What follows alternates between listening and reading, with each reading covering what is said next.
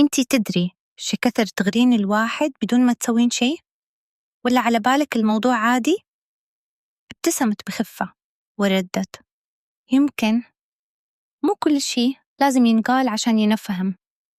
قرب أكثر وقال بنبرة فيها تحدي: لا، أنا أبي أسمعها منك، أبي أعرف أنت قاصدة هالشي ولا لا. رفعت حاجبها وقالت بدلع: وإذا كنت قاصدة شنو بتسوي؟ ضحك وقال: واضح إنك قاعدة تلعبين بالنار، خلني أوديك وياي، مو بشكل مباشر. لا، خلنا نفتح الستارة على مشهد غريب: ريحة تراب، سكون ثقيل، ومكان الناس أصلاً ما تروح له إلا وهي مكسورة. مقبرة على أطراف مدينة الفقيه بن صالح سنة 2004.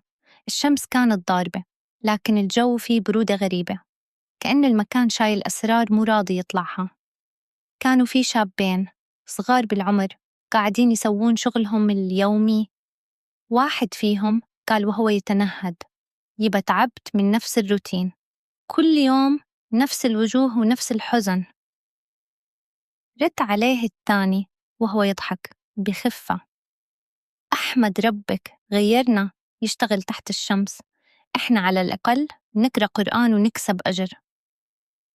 بس عاد بعض الناس تجي بنوايا مو نظيفة، الله يستر. هالشغلة مو أول مرة تصير لهم. كانوا يشوفون ناس يدخلون المقبرة وهم مو جايين للزيارة، حركاتهم مكشوفة، خوف، لف ودوران، ونهايتها دايم مشاكل، لأنهم كانوا يوقفون لهم. بس بهاليوم الموضوع كان غير. من بعيد لمحوا حرمة ماشية بخطوات مو ثابتة، تلف يمين ويسار كأنها خايفة أحد يراقبها، ومعاها بنتين، واحدة أكبر شوي تمسك بعباتها، والثانية تمشي وراها بصمت غريب، والحرمة شايلة قفة بإيدها، بس طريقة شيلها مو طبيعية. واحد من الشباب تمتم: شايفها؟ هادي مو جاية زيارة، أنا حاسب شي مو مضبوط. الثاني هز راسه وقال لهم: يلا خلنا نروح لها، إذا فيها شي غلط نوقفها. قربوا منها وقال لها واحد منهم بنبرة عادية: يما، تبين نقرأ قرآن على أحد؟ وقفت لحظة، بس لا ردت ولا حتى عطتهم عين. قال لها الثاني: خير؟ شفيج مستعجلة بهالشكل؟ ردت عليهم بصوت مقطوع: خلوني بحالي، الله يرضى عليكم. هني الشك كبر، مو بس كلامها، حتى عيونها كانت تقول ألف شي. قال لها واحد منهم وهو يمد إيده للقفة: وشو هذا اللي شايلته؟ سحبت القفة بسرعة: مالكم شغل؟ الموقف صار مشدود والجو توتر، وفجأة واحد منهم ما تحمل، جذب القفة من إيدها بسرعة وقال: كافي لف ودوران، خل نشوف. اللحظة اللي بعدها كانت كفيلة تغير كل شيء. سكت، عيونه توسعت، جسمه تجمد. صاحبه صرخ: ها؟ شي فيك؟ شنو فيه؟ بصوت مهزوز قال: تعال تعال شوف. داخل القفة شي ملفوف بإحكام، بس مو لف عادي، شي يضغط الصدر، كأنك تدري إن اللي داخله مو طبيعي.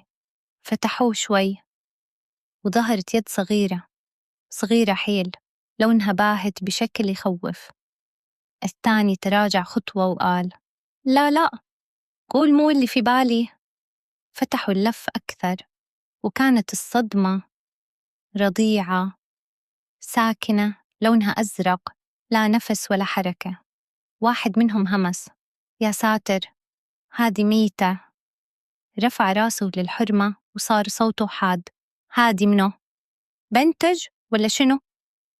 فجأة كأنها انفجرت، مسكت حجر وصرخت: بعدوا عني، لا تقربون، بدت ترميهم بالحجارة بشكل هستيري، عيونها مو طبيعية، كأنها مو شايفة قدامها. الشابين خافوا.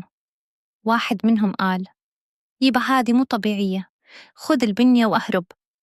شالوا الطفلة وركضوا، والغبار وراهم، وقلوبهم تدق بسرعة لين وصلوا لمكان فيه حركة. وقفوا سيارة ونزل منها رجال مستغرب: خير؟ شو الصاير؟ ليش تركضون بهالحالة؟ قال واحد منهم وهو يلهث: في حرمة ومعاها بنت ميتة، كانت بتدفنها. الرجل بدون تردد قال: اركبوا نروح للمخفر الحين.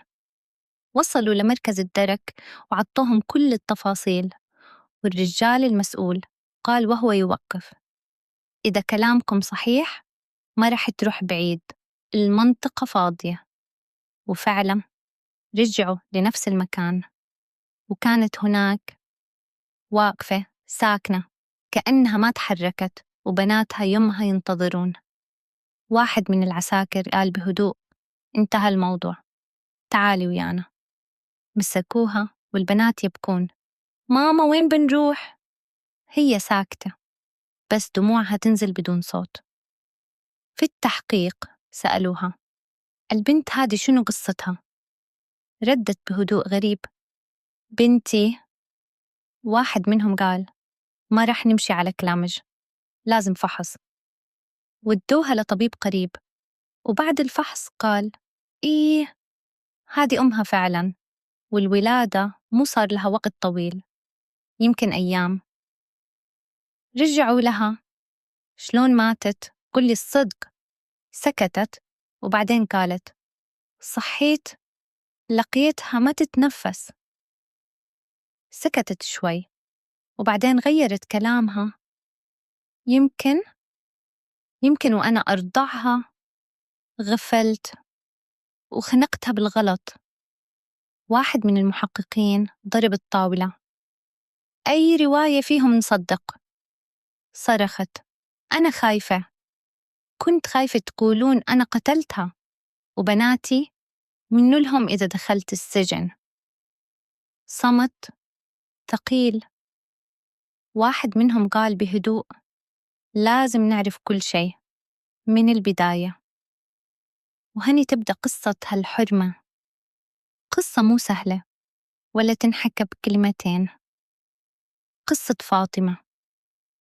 تدرون شنو يعني تنكسر وانت حي؟ قالتها وهي تطالع الأرض: أنا عشتها يوم بيوم. ومن هني نرجع ورا ونفتح باب ماضيها اللي يمكن يكون هو السبب الحقيقي لكل اللي صار. الموضوع ما وقف عند ذاك المشهد اللي شفتوه بالبداية، لا، القصة توها تفتح أبوابها الثقيلة، لأنه اللي صار بعدها هو اللي فعلاً يخليك تقول الدنيا مو دايم تمشي بعدل، مرات تدعس الناس دعس. خلنا نرجع شوي لورا، حق الأيام اللي كانت فاطمة تحاول فيها تمسك نفسها من الضياع، يوم كانت تروح وترد على ذاك البيت الكبير، الفيلا اللي صارت بالنسبة لها باب رزق وباب مصيبة بنفس الوقت.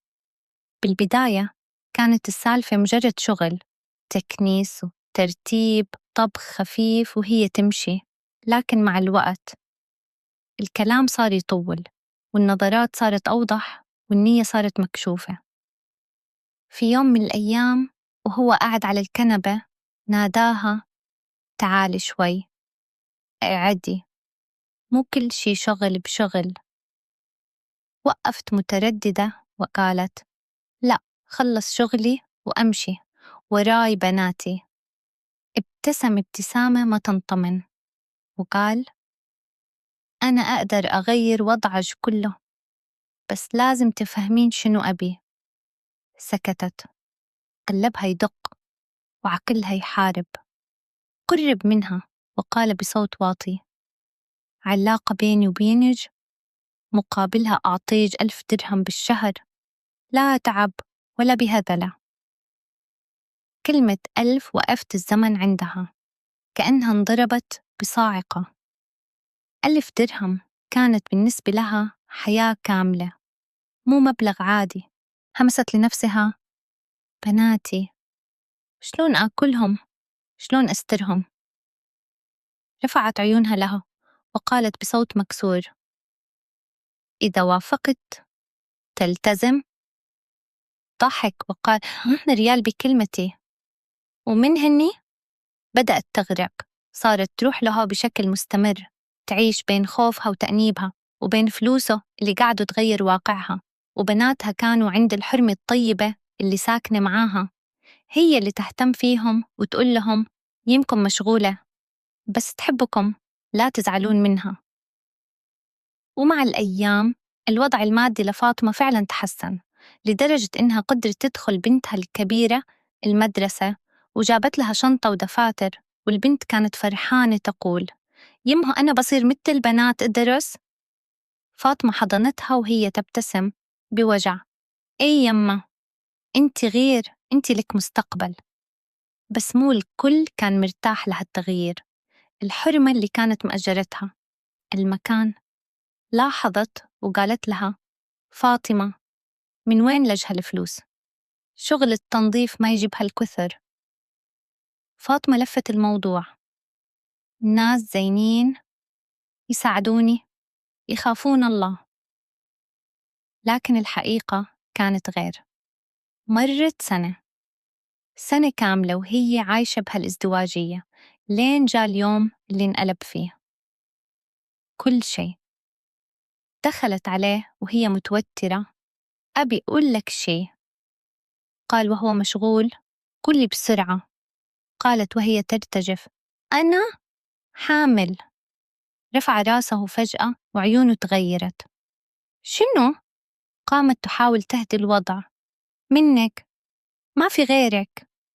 ضحك بسخرية: تصدقين إنج تتوقعين أصدق؟ روحي شوفي منو غيري وعلقيها فيه. انصدمت، صوتها ارتفع: حرام عليك، أنا ما أعرف غيرك. وقف بعصبية: إذا فتحت الموضوع أنا أقدر أوديج بقضية فساد، وتروحين أنتي مو بس تنسجنين، حتى سمعتش تنتهي، وبناتج ضايعين بالشارع. سكتت، مو لأنها مقتنعة، بس لأنها انكسرت. ومرت الشهور، بطنها كبر والسر انكشف، والحرمة اللي ساكنة عندها عرفت وقعدت تواجهها: قولي الصدق، شنو اللي صاير؟ فاطمة بكت وقالت: غلطت، وغلطتي كسرت ظهري. الحرمة زعلت منها بس ما طردتها، وقالت: أنا مو راضية عن اللي سويتيه، بس ما أقدر أرميج بالشارع. تعالي نروح له ونشوف شنو موقفه. راحوا له، دقوا الباب، فتح وهو متضايق: شنو تبون؟ قالت له الحرمة: خاف ربك، البنت بحالها، وقف معاها. رد ببرود: ما لي شغل. طلعوا برا وسكر الباب بوجههم. من هني صارت فاطمة فعلا بروحة، والحرمة الطيبة هي اللي وقفت معاها، تصرف عليها، تأكلها وتتحملها، لين وصلت لحظة الولادة. ولدت بنت ضعيفة، جسمها ما يتحمل وحالتها صعبة من أول يوم.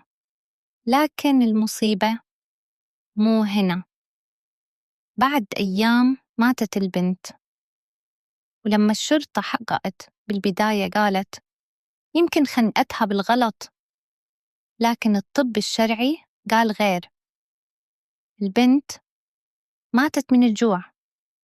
واجهوها: ليش ما رضعتها؟ صرخت وهي تبكي: ما في حليب، جسمي ناشف، تعبت، انكسرت، ما قدرت. قالوا لها: كان تقدرين تطلبين مساعدة. قالت: أنا جاهلة، ما توقعت تموت بهالسرعة، كنت أحسبها بتتحمل. والحقيقة المؤلمة، الجيران سمعوا بكاء الطفلة أيام، وما أحد طلب منه شيء. قالت لهم بصوت ضعيف: صحيت، لقيتها ساكتة، حسيت الدنيا وقفت، خفت، شلتها. وقلت أدفنها وخلاص. ومن هني رجعنا للمشهد الأول، لكن التحقيق ما وقف. جابوا للريال، أنكر كل شيء، قال ما أعرفها، بس الأدلة كانت أقوى. الحارس شافها تدخل وتطلع، ووصف البيت كان مطابق. وأخيراً تحليل دي إن إيه أكد الحقيقة، البنت بنته، والمحكمة حكمت. فاطمة 5 سنوات سجن، هو 6 شهور بس. وهني القصة رسمياً خلصت، بس أثرها ما خلص، لأنه السؤال الحقيقي مو منو المذنب، السؤال منو خذل هالإنسانة لين وصلت لهالمرحلة. والأقصى من كل هذا بناتها، بنات ما لهم ذنب، فجأة بدون أم، بدون سند، بدون أحد يقول لهم أنا معاكم. واحدة فيهم كانت تقول يمه لا تروحين، خدينا معاج. بس الدنيا ما تسمع، وهني أنا أبي أسمع منكم. لو كنتوا مكانها شنو كنتوا بتسوون؟ وهل فعلا تستاهل كل هالعقوبة؟ ولا في ناس تانيين مفروض يتحاسبون أكتر؟ لا تنسون تشاركوني آراءكم، وقولوا لي من وين تتابعوني. وإذا هالنوع من القصص يعجبكم لا تبخلون علي باللايك والاشتراك عشان توصلكم كل قضية جديدة أول بأول. وأترككم بحفظ الله. الدنيا فيها قصص، بس مو كل قصة تنحكى بسهولة.